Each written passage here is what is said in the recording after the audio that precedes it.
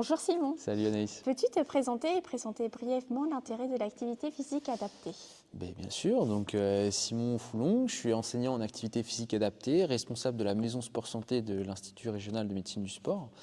Et donc, activité principale, c'est l'activité physique adaptée, donc tout simplement mettre en mouvement l'ensemble de la population, donc des personnes en situation de handicap, personnes ayant une pathologie chronique, affection de longue durée, ou même les personnes qui sont éloignées de l'activité physique mais qui n'ont pas de pathologie. Peux-tu présenter également le sport sur ordonnance? Alors, sport sur ordonnance, c'est une volonté nationale du coup qui s'est mise en place tout simplement grâce à Valérie Fournéron du coup. Depuis quelques années, l'idée était justement de faire valoir les bienfaits de l'activité physique pour les personnes atteintes d'ALD dans un premier temps. Et le métier de APA? Le métier de APA. Donc, le métier de APA, c'est tout simplement une formation du coup via la licence STAPS dans un premier temps, donc 3 ans de licence, puis après une spécialisation du coup en master pour tout simplement avoir plus de spécificité dans la coordination des activités physiques adaptées.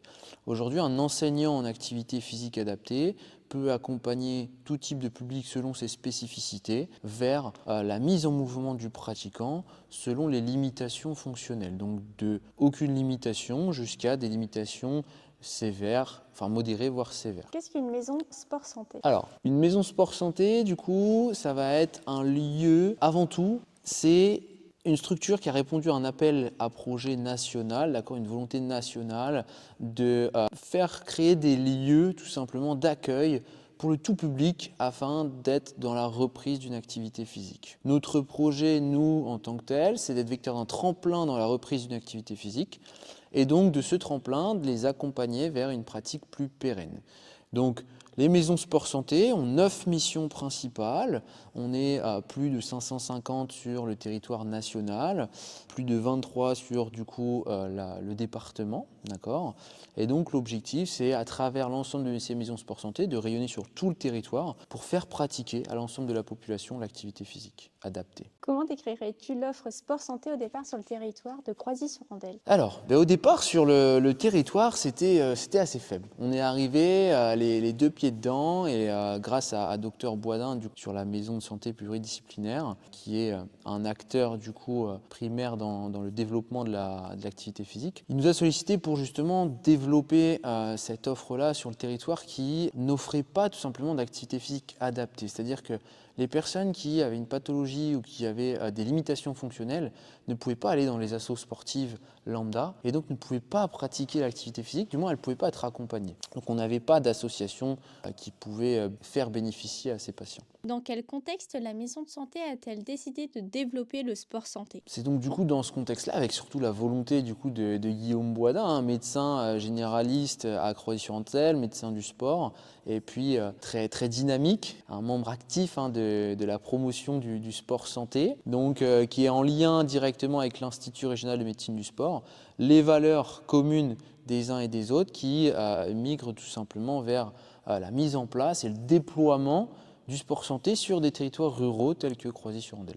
Les professionnels de santé de la maison de santé étaient déjà sensibilisés au sport santé? Pas tous. Pas tous. On avait Dr Boisdin du coup qui était très sensibilisé. Il en avait parlé bien évidemment à ses confrères médecins. Mais une maison de santé regroupe plusieurs professionnels de santé et ils n'étaient pas tous en effet sur ce fait-là. Donc ça a valu des réunions de présentation. Qu'est-ce que l'activité physique adaptée? Quels sont les bienfaits?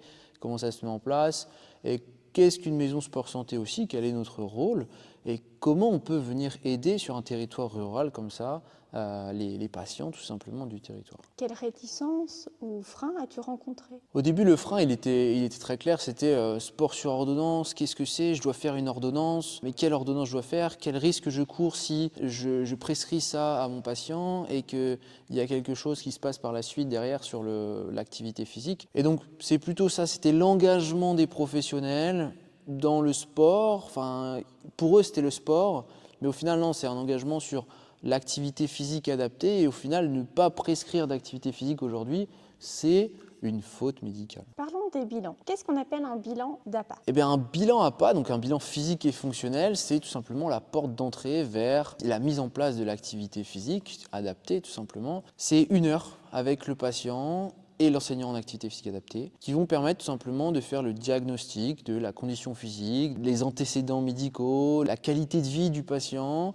est-ce qu'il a une pratique physique, est-ce qu'il a une pratique professionnelle, quelles sont ses habitudes de vie, de sommeil, d'alimentation. Vraiment faire un diagnostic afin de pouvoir établir tout simplement du mieux possible un protocole adapté à lui ou un accompagnement vers l'activité physique adaptée. Quel professionnel oriente vers ces bilans et selon quels critères? Eh bien, on n'a pas de restriction en termes de profession, hein. C'est-à-dire que le patient peut lui-même nous contacter, comme les professionnels de santé, les professionnels du médico-social peuvent nous orienter les patients. Donc on a des médecins, infirmières azalées, on a les diètes qui nous orientent, des psychologues, les sages-femmes également à Croisy-sur-Andelle qui nous orientent les patients. Donc on n'a pas de restriction là-dessus. Pareil au niveau du public. On n'a pas de restriction. Comme j'ai dit tout à l'heure, on peut aller la personne qui n'a pas pratiqué l'activité physique depuis un certain temps, qui nous oriente pour la reprise de l'activité, comme une personne qui a des limitations fonctionnelles, qui ne peut pas pratiquer toute seule ou dans une asso sportive, et auquel cas, là, on met en place vraiment un accompagnement spécifique adapté à elle. Comment s'organisent les séances? Eh bien, les séances, c'est très simple, on va pouvoir le voir tout à l'heure, mais c'est une phase d'échauffement, tout simplement, articulaire.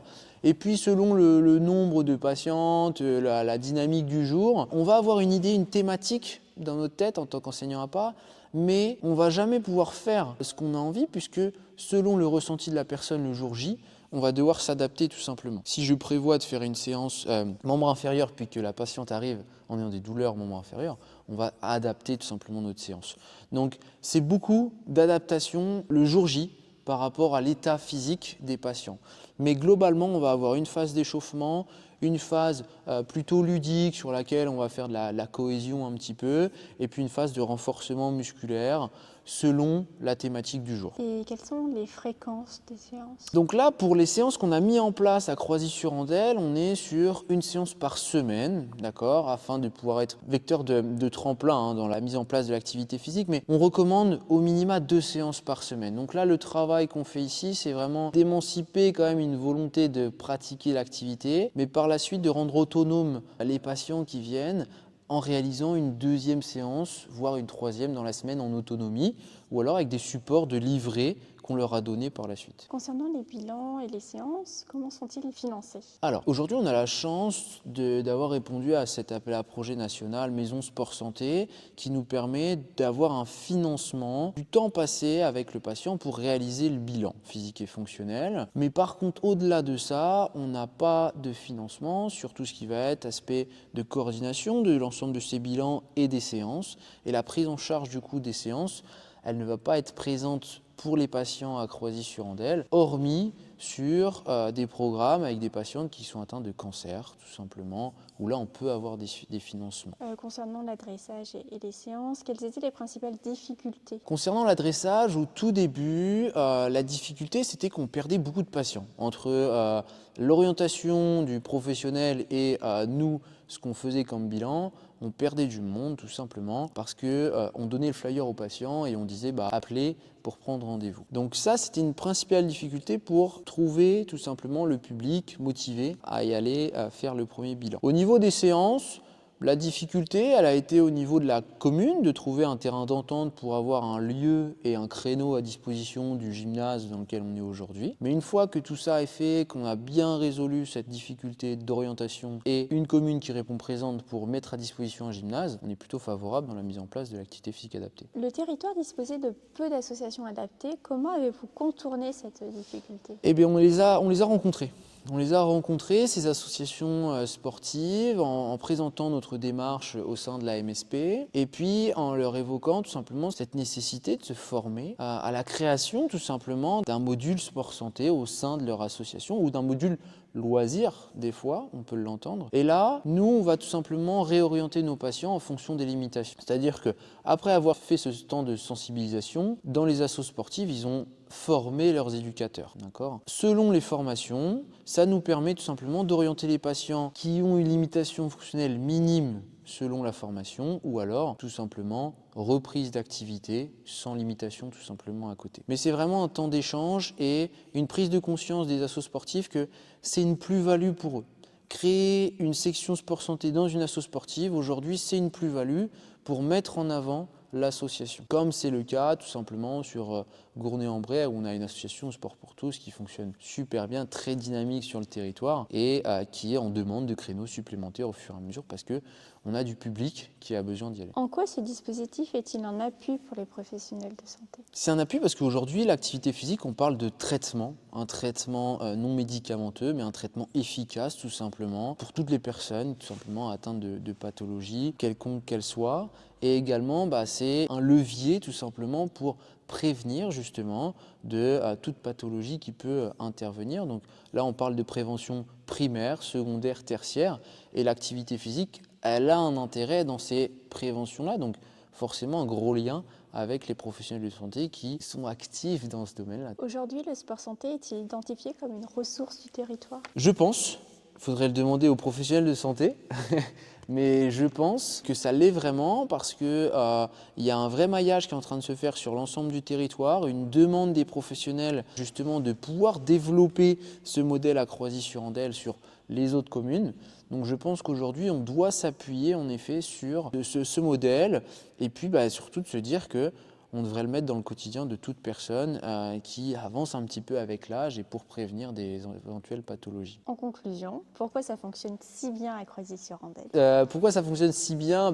Très sincèrement, je pense que c'est parce qu'on a des professionnels de santé qui sont plutôt dynamiques au sein de la MSP. Ils sont plutôt convaincus de l'effet positif de l'activité physique sur l'ensemble de la population, qu'elle soit éloignée ou porteur de pathologie.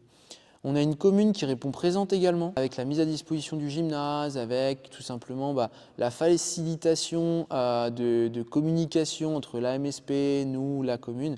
Ça, c'est vraiment quelque chose de favorable. Et puis, en fait, c'est des professionnels qui sont convaincus de l'importance de l'activité et c'est pour ça que ça fonctionne. Et aussi, il faut le dire, chaque commune n'a pas ce type de gymnase à disposition. Donc, c'est la chance aussi d'avoir un beau gymnase qui nous est mis à disposition. Donc si on résume, ce qui fonctionne bien, c'est des professionnels de santé convaincus par l'intérêt de l'activité physique sur la bonne santé, un adressage simplifié par l'outil IDOMED ou par d'autres canaux, suppression de la notion de sport sur ordonnance, Tout à fait. adressage vers une ou un professionnel qui est connu des professionnels locaux, c'est l'EAPA qui rappelle son patient. Oui, ça c'est vraiment quelque chose d'important. Je le soulignais tout à l'heure justement que quand le médecin donnait le flyer et il disait rappelez ici, ça ne fonctionnait pas forcément, mais là maintenant c'est le médecin qui nous adresse le patient via une messagerie sécurisée et nous directement on appelle le patient pour dire on vient tel jour, telle date pour vous accompagner. Le patient ne paie pas son bilan. C'est ça, tout à fait. C'est plutôt une porte d'entrée. Et donc ça c'est une vraie porte d'entrée parce que si on dit au patient que directement il y a un frein financier, on va tout simplement casser cette chance de reprise d'activité. Et même s'il n'y a que le bilan qui est initié et que par la suite on ne fait pas d'activité, au moins on a sensibilisé le patient à l'importance de l'activité physique. Et là, c'est déjà quand même un pied dedans. Et souvent, ces patients-là, on les revoit 6 mois, 1 an après, parce que ils ont pris conscience tout simplement de l'importance. Enfin, le patient connaît déjà les lieux, par exemple au sein des maisons de santé. Tout à fait. Aurais-tu d'autres conseils pour les communes qui voudraient se lancer? Il faut se lancer pour déjà, dans un premier temps, maintenir sa population en bonne santé. On est dans le bien vieillir, bien grandir aussi pour les enfants. Et puis, que tout le monde puisse merger vers les mêmes idées, tout simplement, avec cette volonté de promouvoir l'activité physique à des fins de bonne santé de la population. Et donc, bien évidemment, d'avoir une adhésion commune entre MSP, la commune et puis solliciter une maison sport santé soutien tout simplement dans la mise en place de l'activité physique, mettre à disposition des locaux, trouver un enseignant APA pour faire pratiquer au minima une fois par semaine la pratique de l'activité pour dynamiser tout simplement le public par la suite en autonomie. Merci Simon. Si on a des douleurs aux épaules, plus bas ici. Ok, on se grandit, on a la balle, on est grand, on a la balle, on est grand, voilà, super. On n'a pas la balle, on travaille. Ok. Ouais.